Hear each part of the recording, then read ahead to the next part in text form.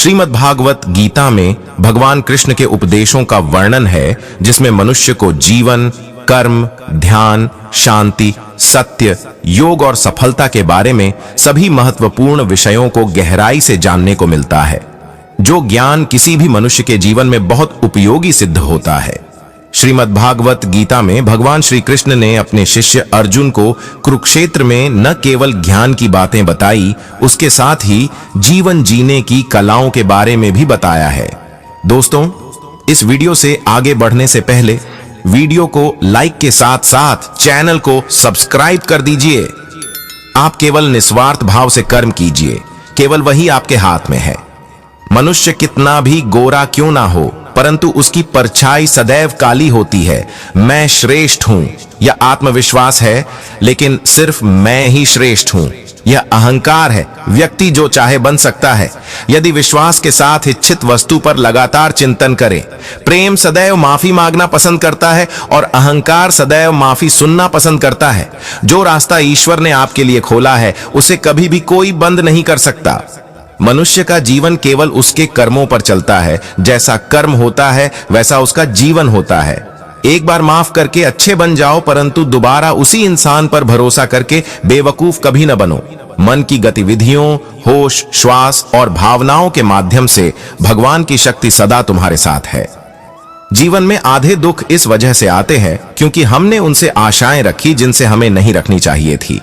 मैं ही इस सृष्टि की रचना करता हूं, मैं ही इसका पालन पोषण करता हूं और मैं ही इस सृष्टि का विनाश करता हूं। जब संसार में धर्म की हानि होगी, अधर्म की विजय, तब मैं इस पृथ्वी पर अवतार लूंगा। शांति से भी दुखों का अंत हो जाता है और शांत चित्त मनुष्य की बुद्धि शीघ्र ही स्थिर होकर परमात्मा से युक्त हो जाती है। हमारी आस्था की परीक्षा तब होती है जब हम जो चाहे वो न मिले और फिर भी हमारे दिल से प्रभु के लिए शुक्रिया ही निकले। लोग अक्सर सच कहने से बचते हैं या डरते हैं, पर सत्य कभी छुप नहीं सकता और न ही कभी मिट सकता है। कितना भी छुपा लें, पर सच तो उजागर हो ही जाएगा। जो बात सच पर आधारित हो, उसे करने या कहने और मानने से कभी नहीं डरना चाहिए। इच्छा पूरी नहीं होती तो क्रोध बढ़ता है और इच्छा पूरी होती है तो लोभ बढ़ता है। इसलिए जीवन की हर स्थिति में धैर्य बनाए रखना। धर्म केवल रास्ता दिखाता है, लेकिन मंजिल तक तो कर्म ही पहुंचाता है। इंद्रियों के अधीन होने से मनुष्य के जीवन में विकार और परेशानियां आती हैं। सुख दुख का आना जाना सर्दी गर्मी के आने जाने के जैसा ही है, इसलिए इन्हें सहन करना सीखना ही उचित है। निर्बलता अवश्य ईश्वर देता है, परंतु मर्यादा मनुष्य का मन खुद निर्माण करता है।